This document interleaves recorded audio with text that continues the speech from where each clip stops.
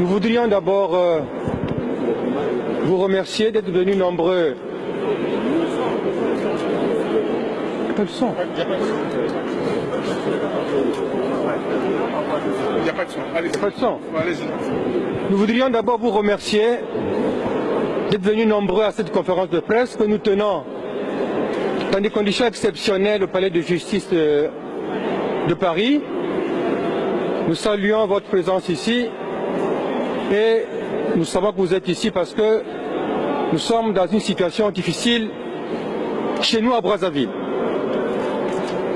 Le peuple a gagné à Brazzaville, mais M. Sassou a volé sa victoire.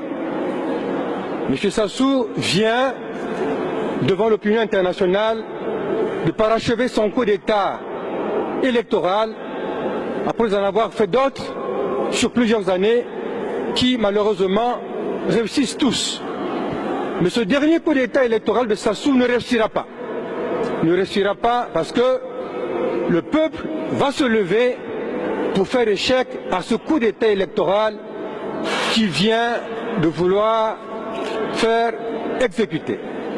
Le général Mokoko a parlé hier soir, nous le soutenons sur toute la ligne, les forces démocratiques sont contre ce coup d'État électoral de M. Sassou et tous, nous sommes pour la désobéissance civile qui va, à partir de maintenant, commencer à se mettre en place au Congo. Déjà à Pointe-Noire, elle est en route, à Brazzaville, elle est en route, toutes les régions du pays, toutes les villes du pays doivent se mettre en route pour que la désobéissance civile réussisse totalement. Le coup d'État électoral de M. Sassou, cette fois-ci, doit échouer. Le pouvoir doit revenir au peuple et tous ensemble, nous sommes en train de nous battre pour que Sassou arrête son schéma diabolique de coup d'État qu'il a cessé de perpétrer dans notre pays.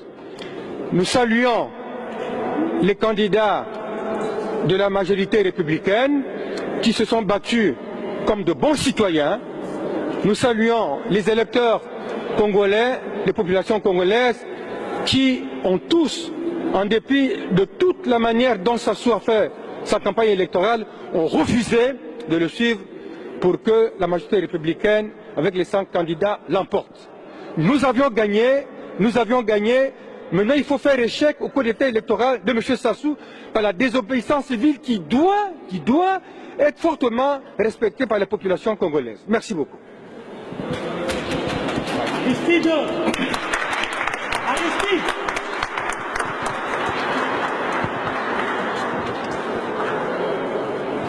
Mesdames, Mesdemoiselles, Messieurs, mes chers compatriotes,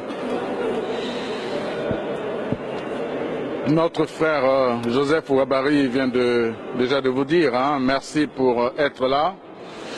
Mais je vais plutôt déjà remercier Maître Tricot qui symboliquement a souhaité que nous nous retrouvions ici, là, au Palais de Justice, tout simplement parce qu'il n'y a pas de démocratie sans justice. Et si nous nous battons aujourd'hui, c'est pour que la justice soit respectée. C'est-à-dire que nous avons gagné et il ne faudrait pas que des imposteurs ravissent notre victoire. Et ça fait partie des droits de l'homme, ça fait partie des droits des citoyens. Le respect à la justice et le respect notamment aux voix du peuple. Alors, quel est notre devoir ici? Dieu merci, le pouvoir de Brazzaville, depuis l'arrivée du général Mokoko à Brazzaville, par ses imprudences, par sa barbarie, jusqu'à hier, où des journalistes ont été molestés, montre bien de lui-même ce pouvoir à la face du monde, que c'est un pouvoir qui ne devait plus exister dans un monde civilisé. Et c'est pour cette raison que nous avons bien fait d'appeler les journalistes et de leur dire ce pays-là que certains ne connaissaient pas ou que par esprit quelquefois de complaisance. Beaucoup ont pensé qu'il y avait un semblant de démocratie là-bas. Le fait que les journalistes soient molestés montre bien que ce pays n'est plus fréquentable tant que ce pouvoir sera là. Alors aux journalistes, nous leur avons dit que votre devoir, c'est justement de montrer à la face du monde ce qu'est ce régime pratiquement honni, vomi par le peuple congolais. Depuis que l'on a proclamé les élections, tout au moins depuis que le pouvoir de Brazzaville a proclamé les résultats, nous avons tous constaté que tout cela s'est fait à huis clos. Dans une page, je ne sais plus si c'est Libération qui disait une démocratie à huis clos. C'est-à-dire que notre pays aujourd'hui est géré en cachette, en catimini, tout simplement pour cacher des crimes qui sont en train d'être commis. Est-ce que nous allons continuer éternellement à supporter cela? Voilà la question que l'on pose et que tous les Congolais se posent.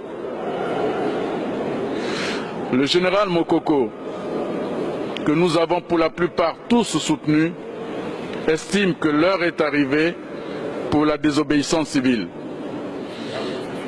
Et les Congolais que nous sommes tous unanimement, nous pensons aussi que l'heure est arrivée au Congo pour la désobéissance civile.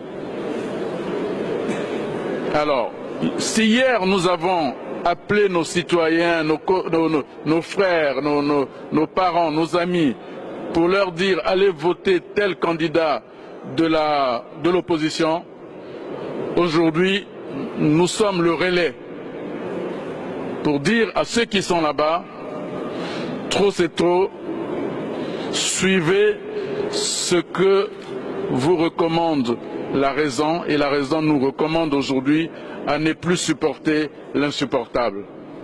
Voilà ce que d'ici là, du palais de justice, avec d'autres qui sont là, avec vous tous, nous devons lancer cet appel unanime pour dire à tout le monde que l'heure est arrivée pour la désobéissance civile. Je vais vous passer un frère qui est à ma gauche, qui est l'abbé Yangissa, et qui va certainement dire un mot. Merci.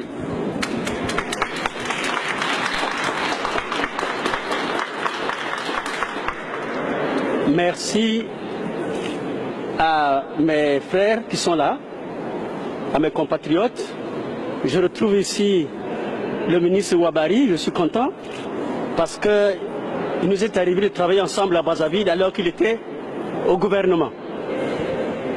Je suis responsable d'un parti politique qui s'appelle La Devise.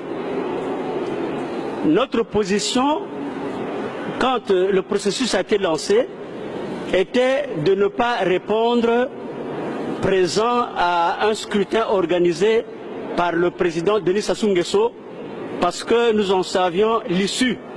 C'est ce qui est arrivé aujourd'hui. Mais nous sommes revenus sur notre position quand nous avons pensé à la possibilité que le général Jean-Marie Michel Mokoko soit candidat. Nous sommes dit, si c'est cet homme-là, alors il faut certainement accepter le défi et mettre le président Denis Sassou Nguesso à nu. Parce que nous savions que cela devait arriver. Donc nous avons soutenu le général Jean-Marie Michel Mokoko sans réserve. Jusqu'à notre arrivée ici en France, pour les mêmes raisons. D'ailleurs, je remercie mes compatriotes congolais de Paris de l'accueil et puis des échanges aussi enrichissants que nous avons les uns avec les autres. Aujourd'hui, que ce que nous redoutions, ce que nous savions est arrivé, le peuple, en fait, qui n'a jamais perdu la main, depuis que le général Denis Sassou Nguesso avait déclaré qu'il était dans l'impossibilité de respecter et de faire respecter la Constitution, nous pensions qu'il avait perdu la main.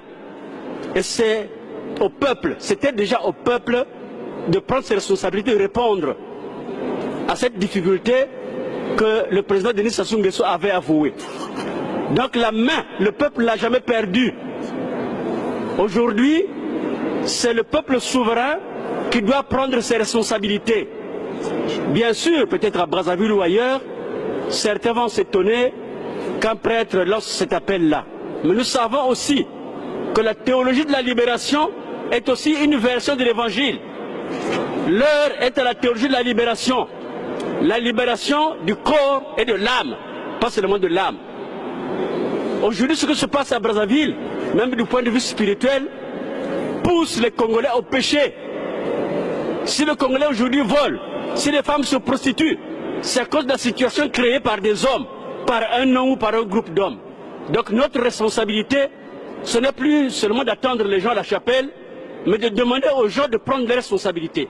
Après tout, Jésus-Christ, il est venu sur la terre, c'est aussi pour nous prendre la main, si c'est que pour le salut de l'âme, il nous aurait attendu au ciel. Donc c'est à nous de prendre nos responsabilités. La libération doit passer aussi, certainement, par la possibilité de sacrifice. Donc il ne faut pas que nous, Congolais, nous soyons résignés.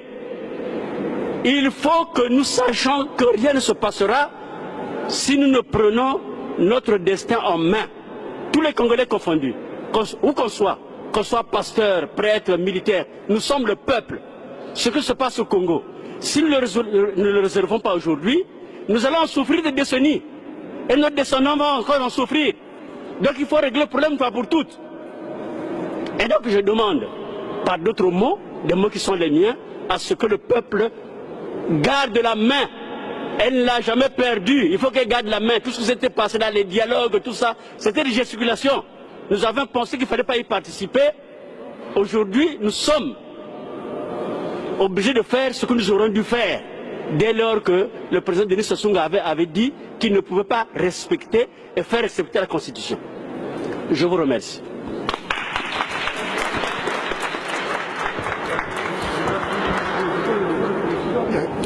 Oui. Chers amis, chers amis de la démocratie au Congo, en tant que l'un des avocats du candidat indépendant Jean-Marie Michel Mokoko, je voudrais revenir sur certains aspects juridiques de cette affaire.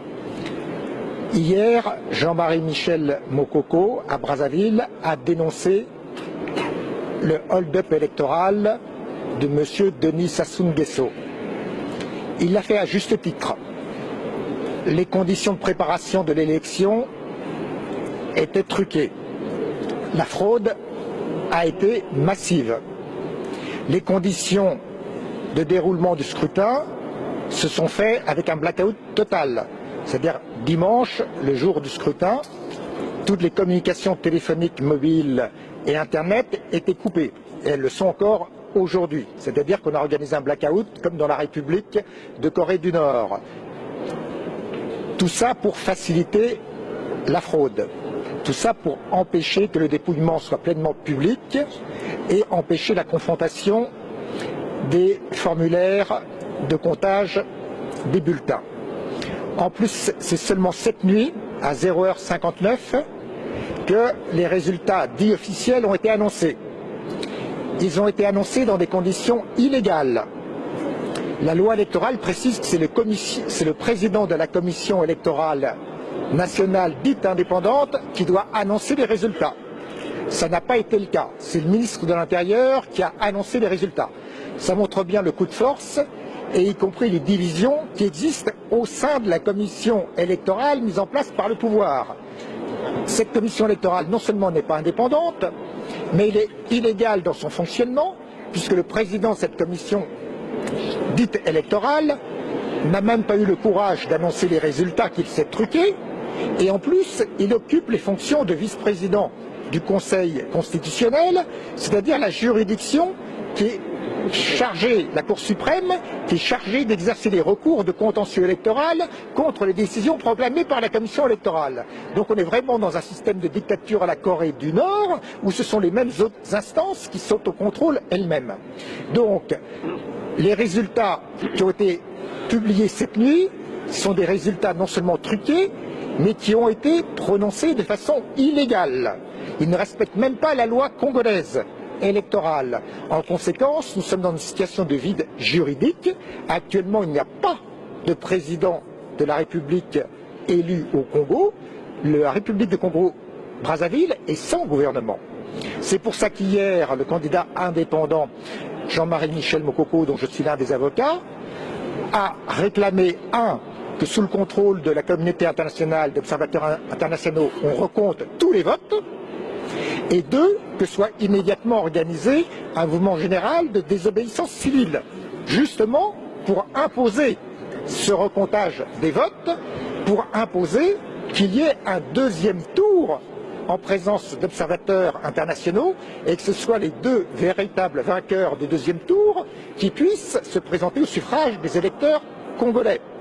Et pour l'instant, tous les résultats recoupés permettent de déterminer que le dictateur Sassou Nguesso est arrivé en 4e position.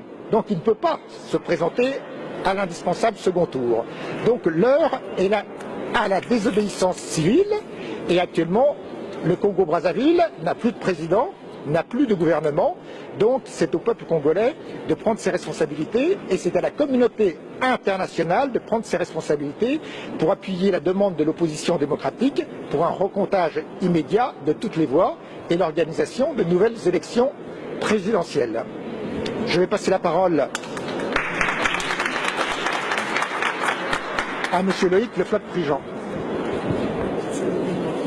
Bien, bonjour mes chers amis. Je suis ici pour exprimer ma solidarité envers le peuple congolais qui vient d'assister à une mascarade électorale alors que tout ceci méritait mieux. Mais surtout pour faire un appel à la communauté internationale pour qu'elle se mobilise. C'est-à-dire qu'on ne peut pas rester sans voix à l'égard de ce qui est en train de se passer au Congo. On ne peut pas, en particulier, je suis indigné par le fait que 3 journalistes ayant été molestés, la communauté des reporters ne soit pas mobilisée aussi. Je suis indigné, c'est insupportable. C'est-à-dire que si jamais ça avait été dans n'importe quel pays que des journalistes aient été molestés, qu'on leur a enlevé l'ensemble de leurs biens et leurs passeports, il y aurait des encarts dans la presse. Là, il y a un entrefilet. Donc la communauté internationale a l'air de baisser les bras et pendant ce temps-là, c'est le peuple congolais qui risque de souffrir. Il a souffert de façon épouvantable en 1997. Nous avons tous ça en mémoire, il l'a en mémoire et je ne voudrais pas que ça recommence et il suffisait de très peu de choses pour que finalement les uns et les autres, l'Union africaine, l'unité africaine, la communauté européenne, la France et les États-Unis disent à Sassou Nguesso, bon, il est temps de partir, ne fais pas un référendum, il est temps de partir. C'était extrêmement simple, de la même façon qu'il est extrêmement simple pour des journalistes aujourd'hui de dire il y a eu 3 journalistes molestés, ceci est absolument inqualifiable. Et je dis c'est inqualifiable. Merci beaucoup.